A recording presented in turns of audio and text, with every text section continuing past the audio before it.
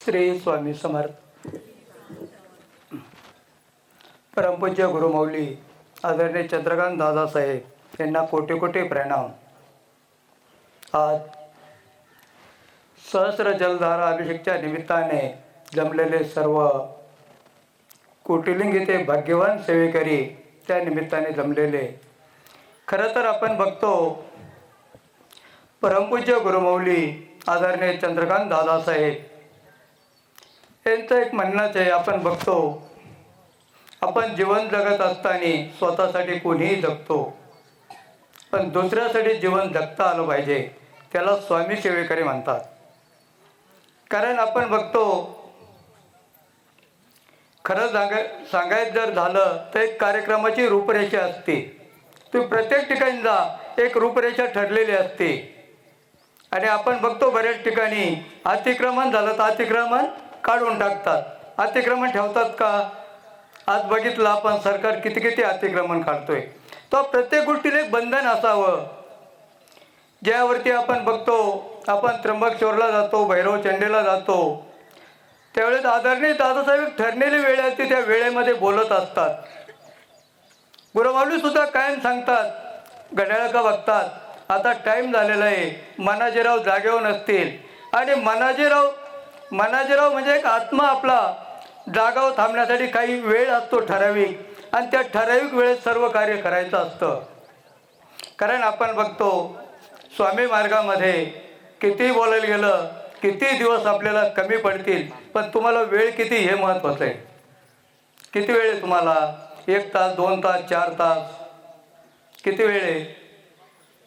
कोणा शब्दही निघा ना, जाऊ का मी केडगावला पुढं? मग कारण केडगावला सुद्धा सेवेकरी थांबलेले आहे प्रश्न उत्तरासाठी. कारण आपण बघतो सर्वांच्या सहकार्यानं आपण एवढी मोठी सेवा, सहस्र जलधारा अभिषेक, एक पात्र असल, पात्राला किती वल बाडलेले? किती? 1000. कशासाठी? कारण आपण बघतो श्रावण महिन्यामध्ये आज बघतो पाऊस उघडलेला आहे, तुमचं उजनी धरणार भरलेलं असेल ते बाजूला ठेवा, पण बाहेर जर बघितलं तर खूप काही गरज आहे. आणि आपले परमपूज्य गुरुमौली नेहमी सांगतात ज्यावेळेस आपण कुठलंही कार्य करत असताना एक या पृथ्वी तलावर जे जीवजंतू असतील त्यांच्यासाठी आपण कार्य करत असतो. भाग्यवान आहे आपण सेवेकरी का आपलं नवीन केंद्र सुरू झालेलं सोगाव असेल, शेटपळ असेल, कुगावचे सेवेकरी असतील, आपल्या उमरडचे सेवेकरी असतील, स्वतःही लगेच पाहायला लागले आमचं केडगाव सोडून द्यायचं का? तुमचं केडगाव आहे. आणि कार्यक्रम आयोजन करते आपले चिकलठाणचे भाग्यवान सेवेकरी असतील, आणि जमणारे त्याच्यापेक्षा भाग्यवान सेवेकरी असतील. कारण आपण बघतो आज जर आपण सगळीकडे जर बघितलं तर मनाला मनशांती कुठंच भेटत नाही. भेटते का? कुठंच नाही. बाजारात पैसे देऊन सुद्धा भेटणार नाही. गंज करोडपती आहे, पण ज्यावेळेस जाण्याचा योग येतो त्यावेळेस खरी परिस्थिती करते. आपण फक्त वरून बघतो खूप मोठा बंगला आहे, खूप मोठी गाडी आहे, एवढी करोड रुपयाची गाडी, पण ज्यावेळेस जवळ जाण्याचा योग येतो त्यावेळेस कळतं जेवढा मोठा तेवढं दुःख मोठं. पण सांगावं कोणला? सगळ्यात मोठ्या आज लोकांची समस्या का बोलावं कोणाजवळ? कोण शंकेचं निरसन करणारे? आणि तेच साध्य करून आपले ब्रह्मीभूत दादासाहेब पिटले महाराज, ब्रह्मीभूत मोरे दादा, परमपूज्य गुरुमौली आणि आज आदरणीय दादासाहेब. आपण बघतो दिंडोरीला इवलेचे लोप लावेले द्वारे त्याचा वेल गेला आज गगनावरी. कार्य कुणासाठी थांबत नाही. तुम्ही म्हणशाल मग कसं? ज्या वेळेस ब्रह्मीभूत मोरे दादानी पिटले महाराजांचा महानिर्वाण झाल्यानंतर दरबार दिंडोरीला आणला. दरबार दिंडोरीला आणल्यानंतर सेवेला सुरुवात झाली. आज आपण बघतो 4 व्हीलर गाड्या आहे, पण ज्यावेळेस ब्रह्मविभूत दादासाहेब कार्य करायचे त्यावेळेस दगडाच्या डबरच्या गाडीवरून पण वेळेमध्ये त्या ठिकाणी पोहोचवायचे. कारण आपल्या मार्गामध्ये वेळेला खूप महत्त्व आहे. ज्याने आयुष्यामध्ये वेळ साधली तो सर्व गोष्टी या जगामध्ये करू शकतो. फक्त वेळेचं बंधन पाहिजे. आणि त्याच वेळेस दरबारमध्ये सेवा चालू. खूप मोरदादाने असे रंजलेले गांजलेले अर्थ दुःखी पीडित सर्वांना दुःखमुक्त केलं. आणि एक सेवेला अशी उंच भरारी घेतलेली आहे. आणि मार्गात यायच्या अगोदर सांगायला लागलो खूप मोठा तो इतिहास आहे. जर आपण तेजोनिधी वाचला तर आपल्याला जास्त सांगण्याची गरज नाही. आणि एक 9 वर्षाचा बालक असताना मोरे दादा जगद्गुरु शंकराचार्य दिंडोरीमध्ये आल्यानंतर त्या स्टेजवरती कोणाला द्यायचंय, कोण बोलायला, सर्व लोकांनी विचार केला का मोरे घराण्यातला म्हणजेच खंडेराय अप्पाजी मोरे म्हणजेच ब्रह्मविभूत मोरे दादा त्याला स्टेजवरती पाठवलं. गेल्यानंतर जगद्गुरूंसंग मोरे दादा बोलले, मला 2 शब्द बोलायचे. ठीक आहे, काही हरकत नाही. त्यांना बोलायला चान्स दिला. 9 वर्षाचा बालक राम रक्षा एवढं खडाखड मोरे दादा बोलले. अक्षरशः जगद्गुरू शंकराचार्य त्यांना बघत राहिले. जवळ घेतलं, प्रेमाची थाप पाठीवर मारली. आणि आपल्याला माहिती आहे गुरुने जर का प्रेमाची थाप पाठीवर मारली तर आपलं कुठलंच कार्य थांबत नाही. आणखी त्याला गती भेटते. त्याच्यासाठी गुरुच्या आशीर्वादाची गरज आहे. कारण आपण बघतो बऱ्याच लोकांचं आज असं आहे, चालते बोलते कुठं गुरु राहत्या का. पण जर आपल्याला आदर्श घ्यायचा असेल तर आपण दिंडोरीला जा, त्र्यंबकेश्वरी जा. मग आपल्याला कळल या पृथ्वी तलावर चालते बोलते गुरु का पाहिजे. ज्यावेळेस आपण बघतो अनंत समस्या असतात, अनंत समस्या का त्याचा अंत लागत नाही.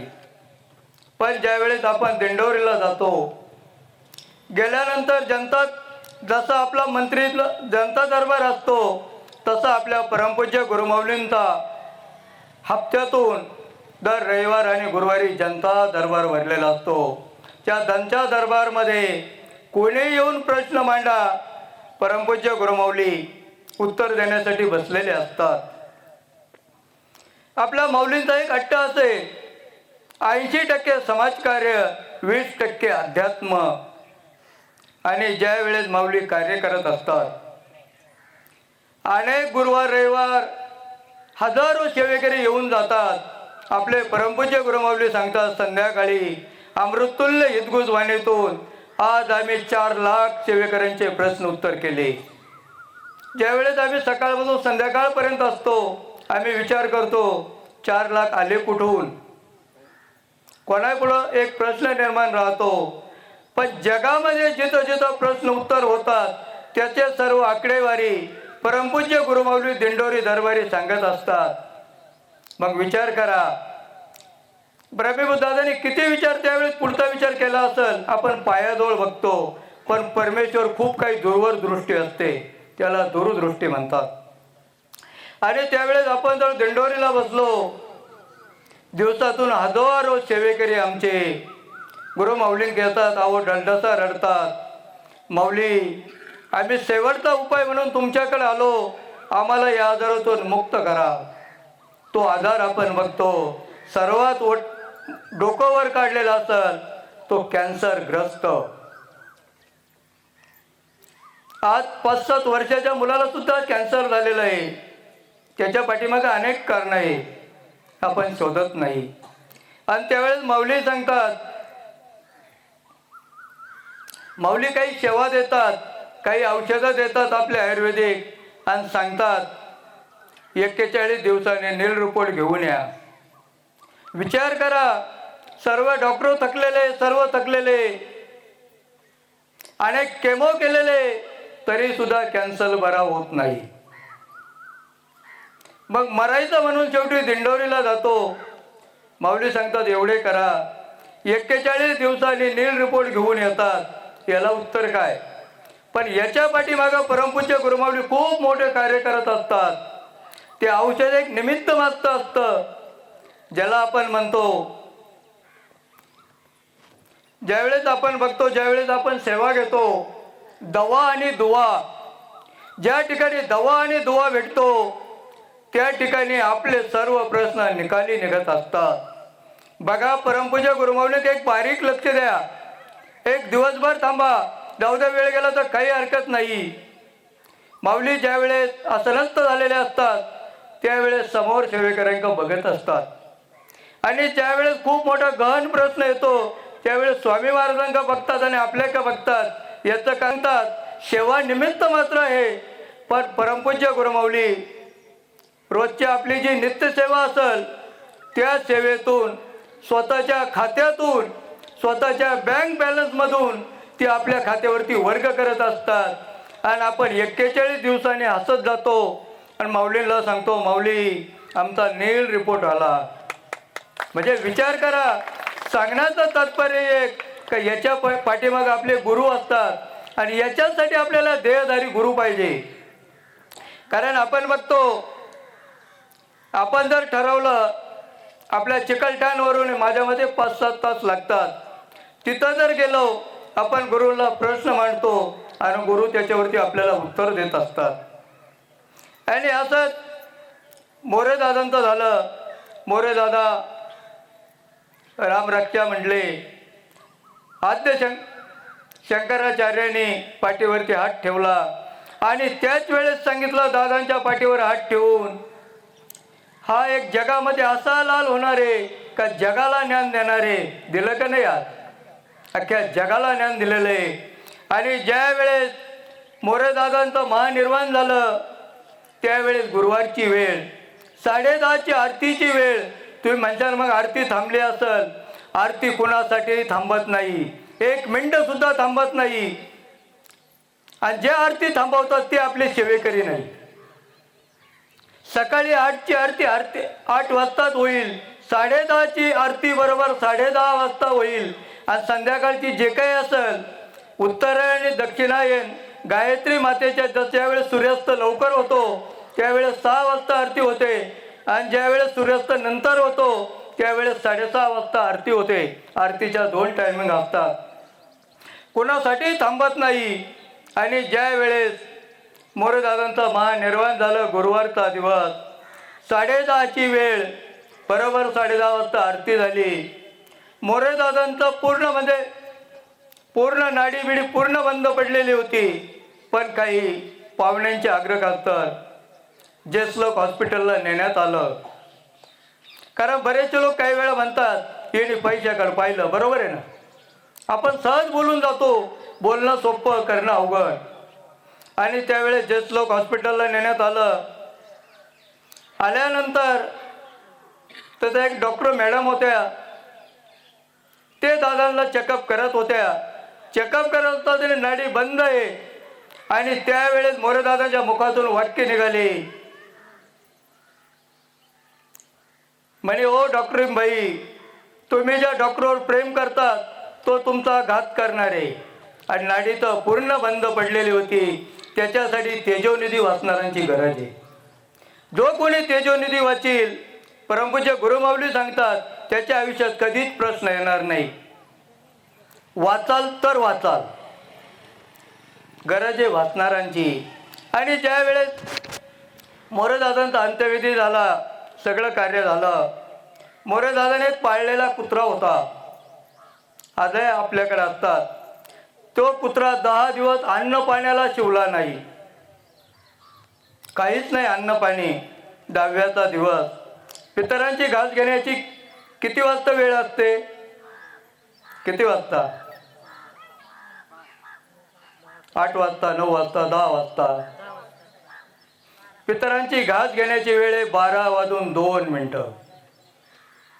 आणि ज्यावेळेस सकाळी विधीला सुरुवात झाली, मोरे दादा घास घेईना. मग आपण बघतो बसल्या जागी लय पंचायती करतो आपण. कोणामध्ये तरी जीव गुतला असन, याला उठवा आंघोळ घाला, त्याला उठवा आंघोळ घाला. सर्वांचं काय बोलून झालं. आणि त्याच वेळेस परमपूज्य गुरुमाऊली मोरेदादा असताना परमपूज्य गुरुमाऊलींका फक्त दरबारातली पूजा याच्या व्यतिरिक्त काहीच नव्हतं. आणि ज्या दिवशी मोरेदादांचं महानिर्वाण झालं बरोबर 7 वाजता परमपूज्य गुरुमाऊली दरबारमध्ये पूजा करण्यासाठी गेले. गेल्यानंतर 45 मिनिटं स्वामी महाराजांना गंध लागत नव्हता. किती मिनिटं? 45 मिनिटं. सगळ्या फोटोंना गंध, स्वामी महाराजांना गंध लागत नव्हता. शेवटपर्यंत गंध लागला नाही हे मोरेदादांनी ओळखलं. परमपूज्य गुरुमाऊली एका मार्गाने गेले. मोरेदादाने ओळखलं का मला प्रश्न विचारणारे. मोरेदादाने मार्ग बदलला आणि 10:30 वाजता देह ठेवून दिला. 10व्याच्या दिवशी कावळा घास घेईना आम्ही अनेक तर्क वितर्क लावले. गायच्या मळूमळू म्हणलो कमून घास घेईना.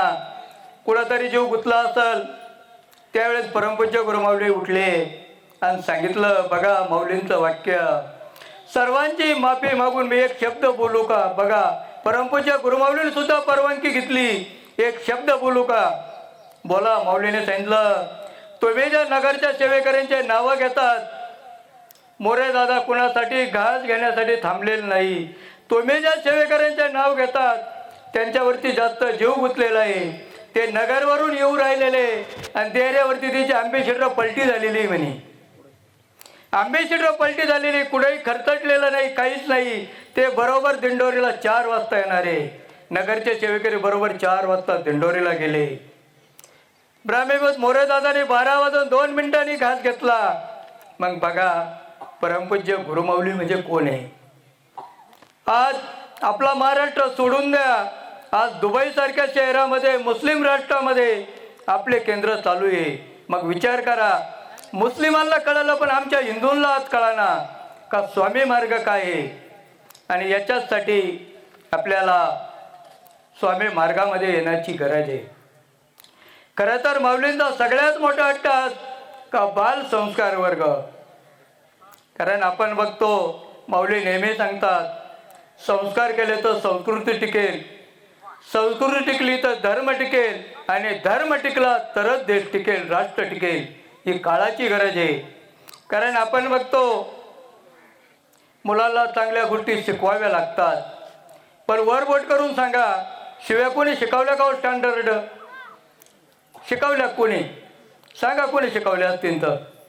कुठली शिवी देऊन घ्या ते ऑटोमॅटिक अंगी रुजल्या जातात. पण मंत्र, गायत्री मंत्र असतात, श्री स्वामी समर्थ मंत्र शिकवावे लागतात. आणि ते जर शिकवले तर आपल्याला टिंबाटिंबामध्ये जाण्याची गरज पडणार नाही. त्याच्यासाठी संस्कार करा. तुम्ही म्हणताल मग संस्कार करायचे म्हणजे काय? जे आपलं दर रविवारी प्रत्येक केंद्रामध्ये बालसंस्कार वर्ग सुरू करण्यात आलेले, तिथं आपल्या मुलांना पाठवा. गुरुमाऊली सांगतात अहो तुमचे मुलं काही दिवस आमच्याकडे द्या. तुम्ही म्हणताल मग कसं?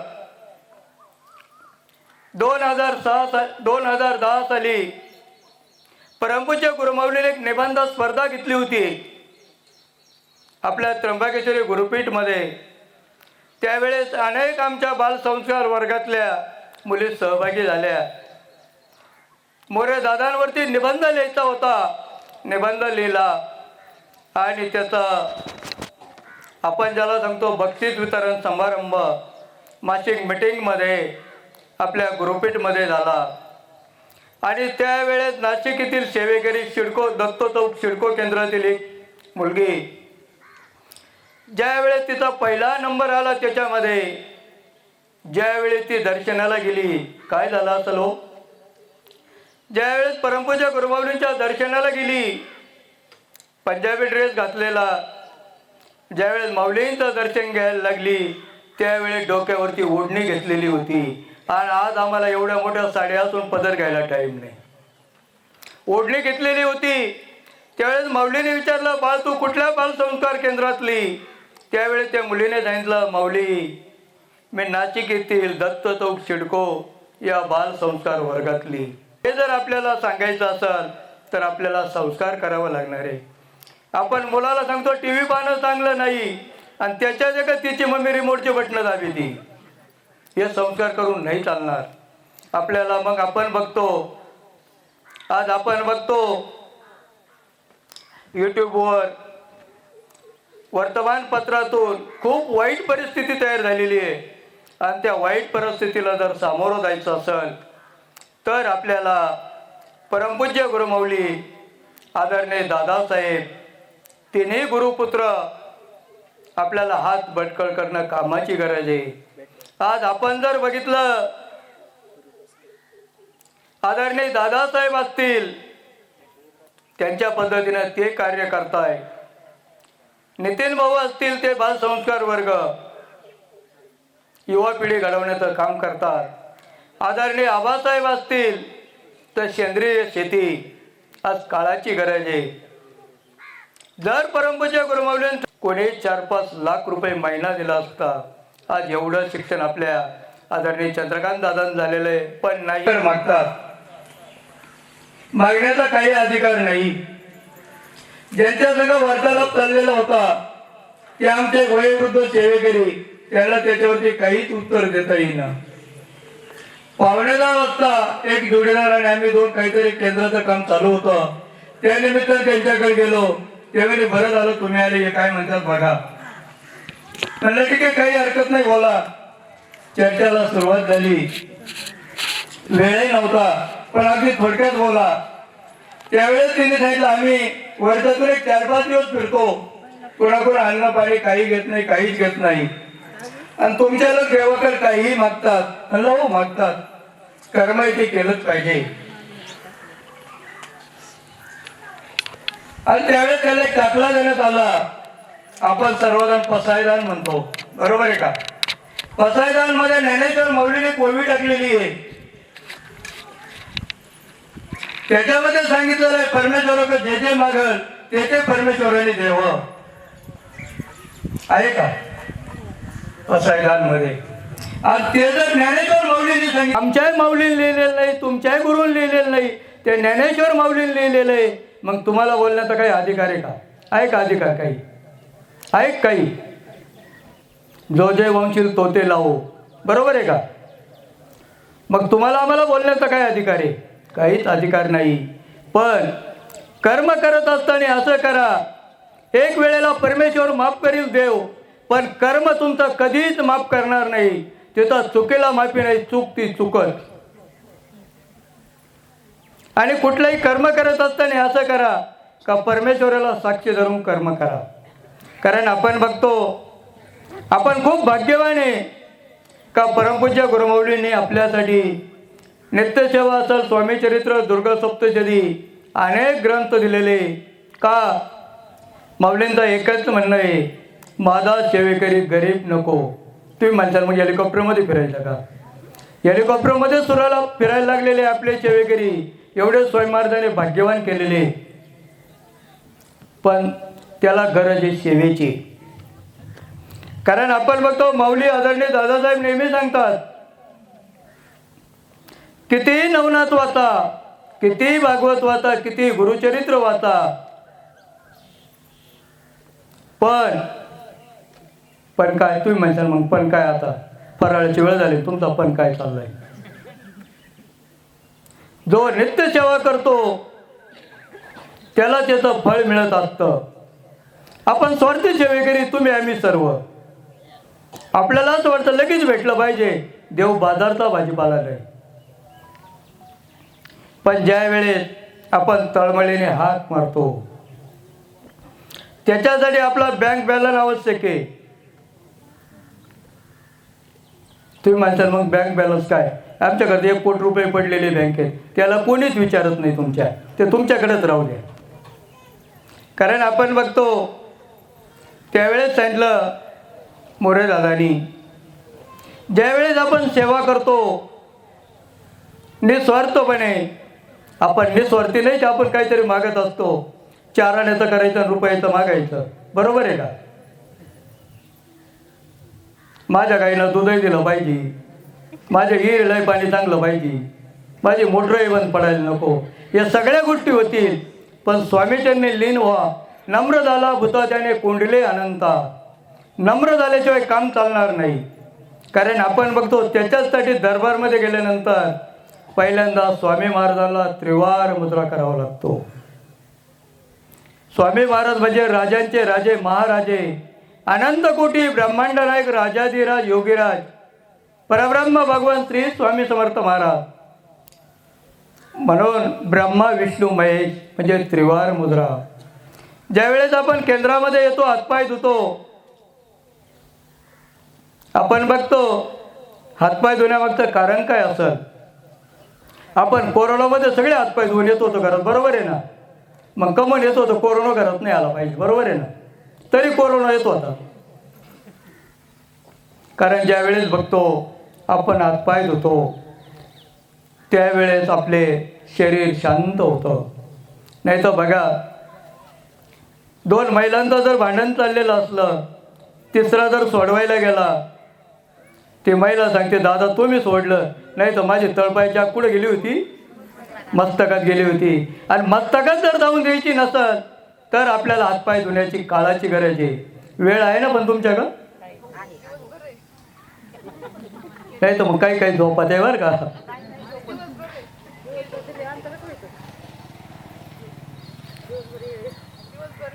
आणि त्याच वेळेस आपण बघतो कार्य करत असताना हे सगळं स्वामी महाराज बोलून घेतात, तुम्ही आम्ही निमित्त मात्र आहोत. निमित्त मात्र, फक्त कार्याचा ध्यास पाहिजे. तुम्हाला अगोदर जे बोललो, माणसाने एक वेळेचं नियोजन पाहिजे कुठल्याही गोष्टीचं. तुम्ही म्हणशान कसं. काल दिवसभर मक्याला पाणी भरलं, पहिला चार वाजता लाईट जाती, 3 वाजता पाणी घेऊ, रोपावरती पाणी वळवलं, डिपोवर डिओ गेला. उद्या चिकलठाण केंद्रात जायचं, डिपोवर डिओ गेला. स्वामी महाराज पहा कशी परीक्षा घेत असतात. बायकोही म्हणे आता उद्या चिकलठाणला जायचं आणि डिओ तो गेलाय, म्हणलं जाऊ दे मर देतो आता. बघा स्वामी महाराजांना म्हणलं स्वामी महाराज उद्या चिकलठाण केंद्रात जायचंय, रात्रीचं रोप तो भरलं पाहिजे, आंबोडून घ्यायचं होतं. 9:30 वाजता जोडीदाराला फोन केला, म्हणलं लाईटचं काय, लाईटचं काम झालं ना म्हणे भाऊ. म्हणलं मग रे, लाईट 12 वाजता येईल. तुम्हाला सांगायला हरकत नाही, रात्री 1:30 वाजता हॉटेल वाढवलं, 1:30च्या नंतर पाणी भरायला गेलो, 3 वाजता घरी आलो, 4:30 वाजता आंघोळ गेले, 5:30 वाजता मार्गस्थ इकडं. सांगायचं तात्पर्य एक, जर करायचं असेल तर कार्य कसंही करता येतं. याच्या पाठीमागं ध्यास, याच्या पाठीमागं एकच ध्यास, स्वामी महाराजांनी आपलं कल्याण केलं, इतरांचं सुद्धा असंच कल्याण करावं. केल्याने होत आहे, अगोदर केलंच पाहिजे. याच्या पाठीमागे जर आठवला 30 वर्षापूर्वीचा जर इतिहास सांगायला गेलं तर आपल्याला वेळही पुरायचा नाही. आज तुमच्यासमोर कसा उभा आहे, तुम्ही म्हणता मग लय दारू पेत होते काय. दारूला तर माहीत आहे ना दारू कशी आहे, पण परिस्थिती खूप बिकट. आज स्वामी महाराजांनी जे नव्हतं तेही दिलेलं आहे. पण याच्या पाठीमागे सेवा असेल, सेवा जर प्रामाणिकपणे असेल, देखाव म्हणून करायचं नाही, इतके अंतःकरणापासून करायची का स्वामी महाराजाच्या आपल्या अंतःकरणामध्ये बसलेले. आज जो कोणी माझा भाग्यवान सेवेकरी सेवा करतो, बँक बॅलन्स असतो, रात्री 12 वाजता स्वामी महाराजांना हाक मारा, स्वामी महाराज 12 वाजता धावून येत असतात. तुम्ही म्हणशाल मग कसं. एक विचार करा, खूप मोठा प्रसंग ओढवलेला सर्वांनी आपल्या डोळ्यासमोर आणा. कोणाचं पोट दुखायला लागलं असेल, कोणाचं डोकं दुखायला लागलं असेल, दवाखान्यात जाऊन सुद्धा राहत नाही, बरोबर आहे का. त्याच वेळेस जर आपण स्वामी महाराजांचा जप केला, कालभैरव अष्टक जर नडीवरती घेतलं, रात्री 12 वाजता तुम्हाला कुठं सुद्धा जाण्याची गरज नाही. पण त्याला स्वामी महाराजांचा सेवेकरी पाहिजे. गुरुमाऊली सांगतात रोज 3 अध्याय, 11 माळ जप, 1 माळ गायत्री मंत्र, दुर्गा सप्तीचं 1 अध्याय आणि मल्हार सप्तीचं 1 अध्याय. जो कोणी माझा भाग्यवान सेवेकरी अंतःकरणापासून सेवा करतो त्याला कुणापुढेही हात पसरण्याची गरज येत नाही. आणि आम्हाला तीच गरज आहे का आम्ही कुठेही हात पसरू नये. फक्त हात पसरा स्वामी महाराजांपुढं आणि स्वामी महाराजांना सांगा आम्ही तुमचं अज्ञान लेकरू, आम्हाला पदरात घ्या. स्वामी महाराजांचा पदर खूप मोठा आहे हो. अख्खं जग बसलं तरी फाटणार नाही.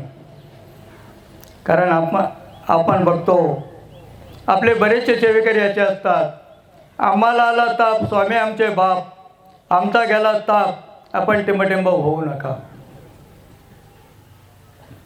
प्राचीताई मगाशी बोलल्या मार्गात येणं सोपं, निघून जाणं त्याहून सोपं, पण मार्गात राहणं अशी धारावर होते. स्वामी महाराज खूप परीक्षा पाहत असतात. आपण उत्तीर्ण होत चालायचं. जो नापास झाला तो रिवर्स गिअर टाकतो आणि 2 वर्षांनी त्याला कळतही नाही चिकलठाणमध्ये केंद्र कुठं चालू होतं. पण जो सेवेकरी आमचा कासवासारखी चाल धरतो, हळूहळू चालत असतो, तो यशाच्या शिखरापर्यंत पोहोचलेला असतो. मग आम्ही परत विचार करतो तो कसा काय तिथपर्यंत पोहोचला. त्याला कासवाची चाल धरली, तोयासारखी सचेत चाल नाही धरली. तो सेवा करत असताना कोण काय म्हणाल याचा कधीच विचार करू नका. कोणी वंदा, कोणी निंदा. स्वामी महाराजांची सेवा हाच आमचा धंदा. प्रत्येकानं हे म्हणी एक मनामध्ये पाळण्याची गरज आहे. कारण आपण बघतो दुःख आलं तर कोणीच येणार नाही, पण दुःख लागू द्या स्वामी महाराज धावून आल्याशिवाय राहणार नाही. तुम्ही म्हणशाल मग कसं. आज आपण बघतो चिकलठाणमध्ये कोटिलिंग या ठिकाणी आपण बसलेलो आहोत धरणाजवळ, पण याचा लाईव्ह रिपोर्ट परमपूज्य गुरुमाऊलींजवळ आदरणीय दादासाहेबांजवळ असतो. तुम्ही म्हणशाल मग कसं. एक 2003ला विदर्भातले काही सेवेकरी, आम्हाला सवय असते खूप गाडी जोरात चालवायची. गाडी जोरात चालवत असताना 2 वेळा ॲक्सिडेंट होतो. 80-90च्या स्पीडनं चालणे, पडणे, हातपाय मोडून घेणे. 2 वेळेस घडतं. सेवेकरी माऊलींकडे आले, पेपर जवळ माऊलींजवळ गेला. माऊलींनी सांगितलं 2 वेळेस तुला वाचवलं म्हणे, पण तिसऱ्यांदा एवढं जोरात आलं मी तो एक डोकून सुद्धा पाहणार नाही. आणि त्याच वेळेस माऊलीच्या मुखातून एक वाक्य गेलं, आम्ही आकाशामध्ये सॅटेलाईट सोडलेले आणि त्याचा रिमोट आमच्याकडे दिंडोरी दरबारी स्वामी महाराजांकडे म्हणे. म्हणजे आज काळाची गरज आपण ओळखण्याची का परमपूज्य गुरुमाऊली म्हणजे कोण आहे. सांगायला गेलं तर आपल्याला किती वेळ पुरणार नाही. 12:15 वाजलेले. परत आपल्याला खिचडे करून आपल्याला केडगावला प्रश्न उत्तरे, नाही तर स्वतःही म्हणते इथं आले ना आम्हाला तसं सोडून दिलं. तेव्हा आपल्याला सर्वांचं जे काय असतील प्रश्न सोडवण्याचं पण काम करायचं आहे. कारण आपण बघतो एक रुपये. तुम्हाला एक अनुभव सांगतो. एक सेवेकरी रोज ड्युटीवर जात असताना, पुण्यामधले सत्य घटना, रोज बायको डब्याच्या पिशवीमध्ये 1 रुपया टाकायची आणि सांगायची जाता जाता स्वामी महाराजांच्या दानपेटीमध्ये रुपया टाका. सर्वांनी लक्षपूर्वक ऐका. 1 रुपया टाकत वर्षामध्ये किती रुपये झाले, किती झाले, 1 रुपया 365 झाले. असं 20 वर्ष चाललं.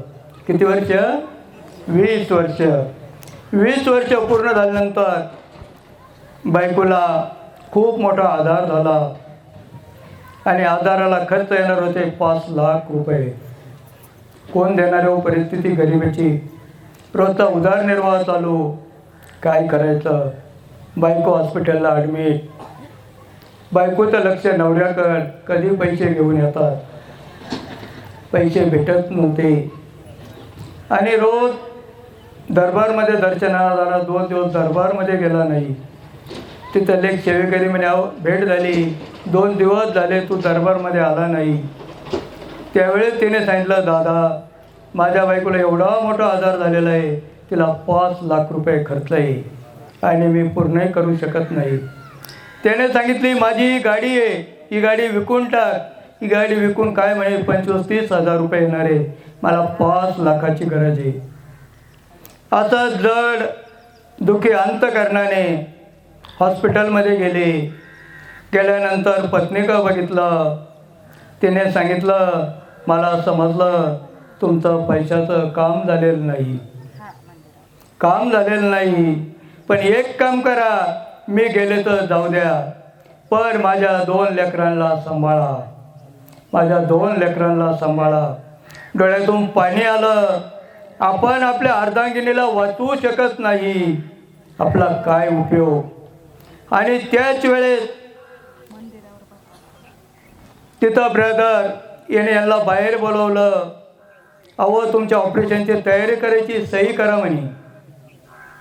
याने विचार केला, पैसे कोणी भरले ऑपरेशनची तयारी करायची. ते बाहेर आले, याच्यावर सही करा म्हणे, पेशंट आपल्याला 1 तासात ऑपरेशनला घ्यायचं आहे. डोळ्यातून पाणी गळतं, गंगा जमुना वाहत आहे.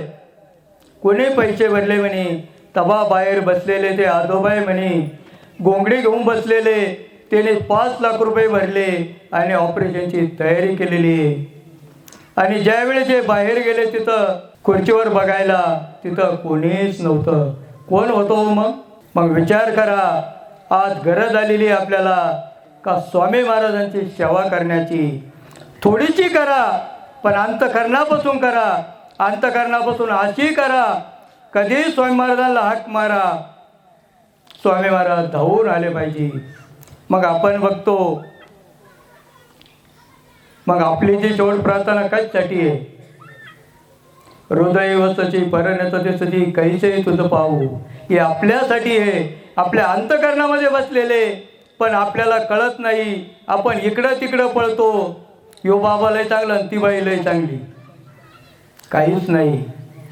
या कलियुगामध्ये जर तारून जायचं असेल सर्व संकटातून, तर स्वामी महाराजांशिवाय पर्याय नाही. दुनिया झुकाती है, झुकाने वाला चाहिए. पण आपल्या मार्गात तसं नाही. आपल्या मार्गात जे सत्य ते सत्य. म्हणून आज आपण बघतो, आपल्या मार्गाला 85 वर्ष झाले. दिंडोरी दरबारी स्थापन केल्यापासून कोणीही वाकडी नजर करून बघितलेलं नाही. याच्यासाठी प्रत्येक ठिकाणी कारभार स्वच्छ असावा लागतो, पांढऱ्या शुभ्र कापडासारखा. कारण आपण बघतो, पांढरा शुभ्र शर्ट घाला, तो कधीच लोकांना चांगला दिसत नाही. पण छोटासा डाग पडला, तो लगेच दिसतो. बरोबर आहे मॅडम ताई. म्हणजे सांगण्याचं तात्पर्य एक, तेव्हा कारभार असा करा. कुठलंही काम असू द्या, पारदर्शक काम करा. कोणी आपल्याकडे बोटसुद्धा केलं नाही पाहिजे. खरंच म्हणले पाहिजे, या गावातले सेवेकरी खूप चांगले. ज्यावेळेस आपण कर्म करतो ना, त्यावेळेस आपली प्रतिष्ठा ऑटोमॅटिक वाढत जाते. कुणाला सांगण्याची गरज नाही. पण जो सांगायला जातो तो थोड्या दिवसात घरी बसतो. सांगण्याची गरज नाही. तुम्हाला कसं कुठपर्यंत पोहोचवायचं हे परब्रह्म स्वामी महाराजांनी ठरवलेलं असतं. कारण आपण बघतो, एकदा का आपल्या गुरूंचा आशीर्वाद आपल्यावरती जर पडला, कृपादृष्टी, तर अशक्य शक्य करतील स्वामी. दुसरा एक अनुभव सांगतो. नाशिक येथील 1 महिन्यापूर्वीचा केंद्रामध्ये कंटिन्यू काम करणाऱ्या एक आमच्या माता भगिनी ॲक्सिडेंट झाला. ॲक्सिडेंट आज झाला, पाऊस चालू. त्या पडल्या का गाडीवाल्यानं उडवलं काहीच माहीत नाही. पाऊस चालू आहे, गुरुवारचा दिवस. त्या साईड गटरमध्ये पडलेल्या, वरून पाऊस चालू आहे. त्यांची एक छोटीशी मुलगी असेल 3-4 वर्षाची, ती एवढ्या अवस्थेत आई बेशुद्ध पडलेली आहे. तिला स्वामी महाराजांकडे शुद्धी आणलं. ती रोडवरती उभी राहून लोकांना हात जोडून विनंती करत होती का माझी आई इथं पडलेली, माझी मम्मी. कोणीही थांबलं नाही. शेवट त्या मुलीचे वडील मेडिकल बंद करून त्या रस्त्याने आता दुसऱ्या रस्त्याने गेले. घरी जाऊन बघितलं तर पत्नी अजूनही आलेली नाही. परत त्या रस्त्याने आले तर मुलगी रोडवरती होती. मुलगी रडायला लागली. बायको बेशुद्ध पडलेली आहे. PMTला नेली. आमच्या PMTच्या डॉक्टरांनी घोषित केलं का ही गेलेली आहे. त्याच ठिकाणी रात्री 1:30 वाजता उचललं, नाशिकला शताब्दी हॉस्पिटलला नेलं, ॲडमिट केलं. डॉक्टर म्हणे ओके म्हणे, खूप मोडतोड झालेली होती. ज्यावेळेस डॉक्टर चेकअप करत होते त्यावेळेस ते दोघं तिघं मला म्हणजे एकमेकाचं संभाषण चाललेलं होतं. पेशंटचं खूप अवघड आहे, जरी क्लिअर झालं खूप दिवस लागतील, त्याच्यापेक्षा गेलं तर बरं होईल. डॉक्टरचं संभाषण चालू आहे. त्याच वेळेस आमच्या परमपूज्य गुरुमाऊली तिथं आल्या. माऊलीने सांगितलं तुम्ही तुमचं काम करा, आम्ही आमचं काम करतो. 41 दिवसामध्ये ती महिला ओके झालेली आहे. आमच्या चितपूरची घटना आहे.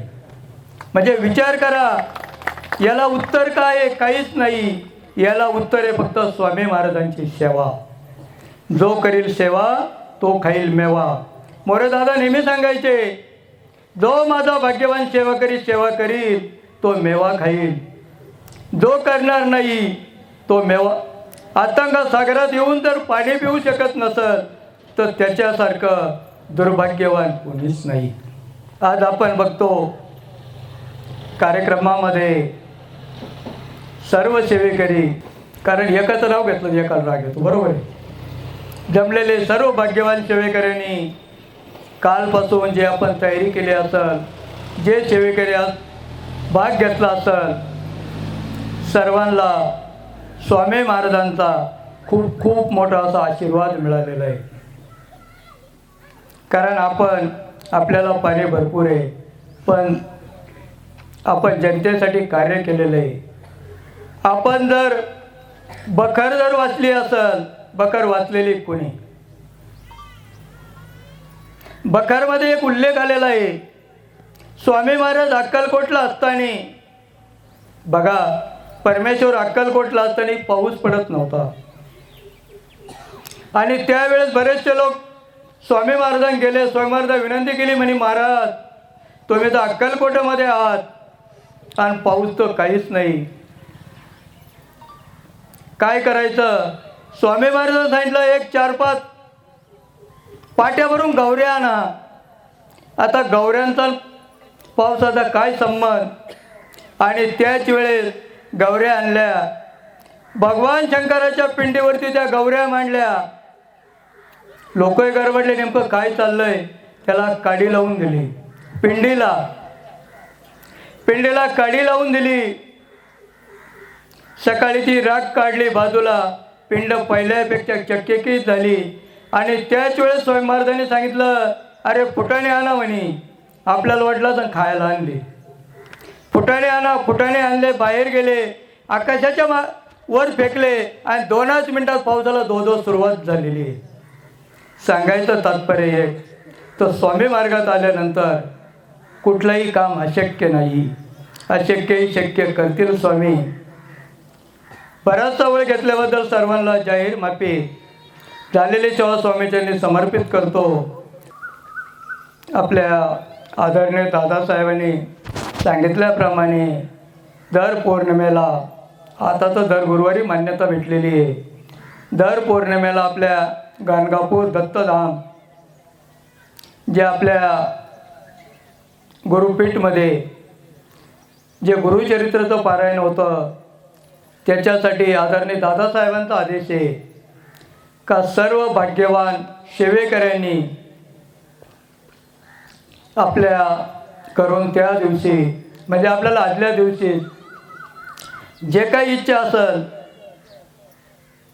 कोणाच्या 2 असतील, कोणाच्या 4 असतील, पण 2-4 देण्याचं एवढे काही आपण हलकट नाही आहे. आपल्याला खूप काही दिलेलं आहे. जर आपण 51 चपाती पोळी जर आपण गाणगापूरसाठी सर्वांनी जर ठरवलं तर खूप मोठं आपल्याला अन्नदानाचं पुण्य भेटणार आहे. आणि अन्नदानाच्या पुण्यातून किती प्रगती होते हे मला एकट्याला वैयक्तिक भेटलं, विचारा तुम्ही, मग तुम्हाला सांगतो मी अन्नदान काय करू शकतो. तेव्हा सर्वांना कळकळीची नम्र विनंती, आपण आदल्या दिवशी सर्व एका ठिकाणी गोळा करून आपलं पोचवण्याचं काम आपले सेवेकरी करतील. सर्वांची इच्छा आहे का केंद्रवाल्यांची? वर बोटं करा बरं. रेशमाताई पहिल्यांदा यस म्हटल्यावर चांगले वर हात करायचे. स्वामी महाराजांना कळलं पाहिजे, कारण आज स्वामी महाराज असं आपण खाली ठेवलं आहे आपण हात. तेव्हा कळकळीची नम्र विनंती, जे काय आपलं आपल्या याच्यानुसार कोटीप्रमाणे आपण बघतो गाणगापुरी अन्नदान करणं म्हणजे एवढं सोपं काम नाही. दत्त महाराजांच्या आज्ञेशिवाय गाणगापुरी अन्नदान होत नाही. आणि तो योग आपल्याला आपल्या परमपूज्य गुरुमाऊली आदरणीय दादासाहेबांनी आणलेला आहे. बघा, या पौर्णिमेपासून तयारी करा, काहीच हरकत नाही.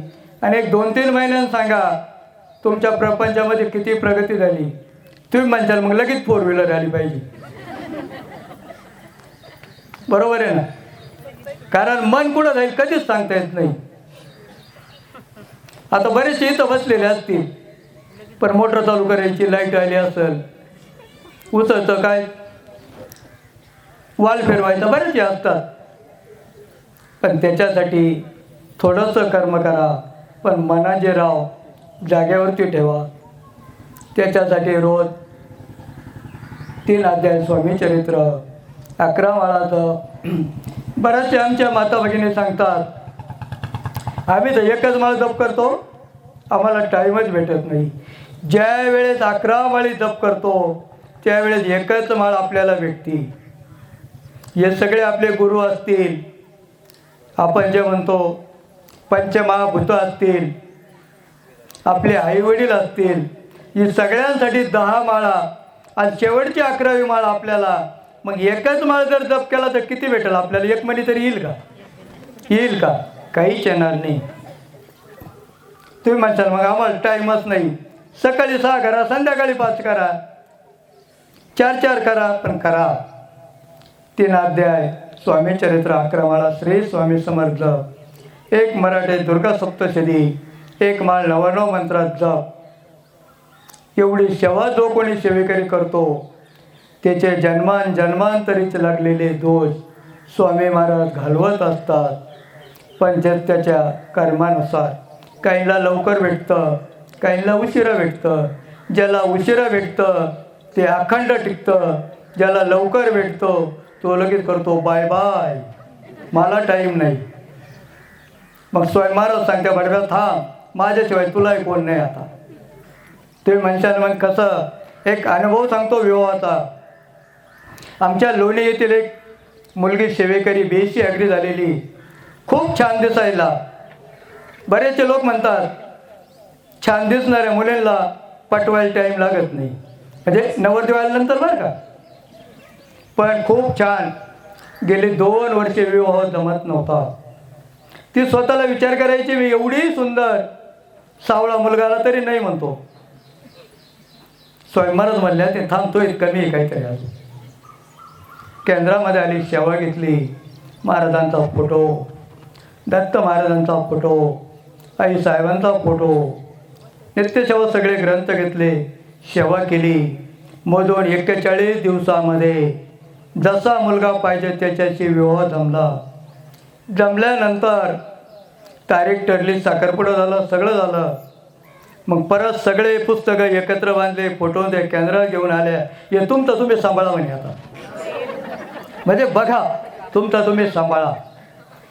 विचार केला आम्ही, म्हणलं का हो काय काम होतं म्हणे. असं आमचं लग्न जमलं, हे तुमचं तुम्ही सांभाळा. अहो मला सांभाळण्यासाठी देईल नसतं, हे तुम्हाला आयुष्यभर कर. नाही म्हणे, आम्हाला टाईम नाही म्हणे. आता आमच्या मुलीचं जमलं म्हणे, मग हे काय करू, तुम्हाला जे करायचं ते करा, इथंच ठेवून जातो. नाही म्हणलं तुम्ही कुठेही ठेवा, आणि आमचं कोण करेल. आणि परत वचट खायला लागलो म्हणे. आता बघा किती स्वार्थी.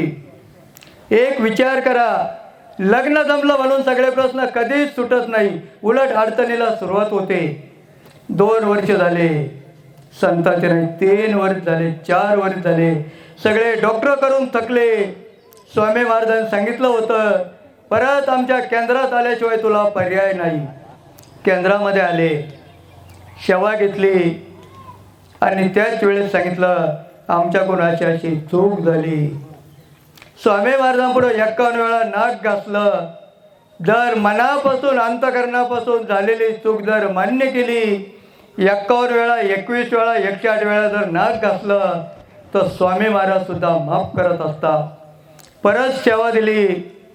अनेक वर्षामध्ये लाडक्या कन्या रत्नाला जन्म दिलेला आहे. सांगायचं तात्पर्य आहे, या कलियुगामध्ये स्वामी महाराजांना द्यायचंही माहिती आहे, घ्यायचंही माहिती आहे. मग आपण कुठल्या पार्ट्यात बसायचं आपण ठरवायचं आहे. तराजूत बसायचं का छाप्यात बसायचं काट्यात बसायचं. जर आपण ठरवलं तर कुठलीच गोष्ट अशक्य नाही. झालेले सेवा स्वामीचरणी समर्पित करतो. सर्वांनी कार्यक्रम यशस्वीपणे पार पाडल्याबद्दल सर्वांना श्री स्वामी समर्थ.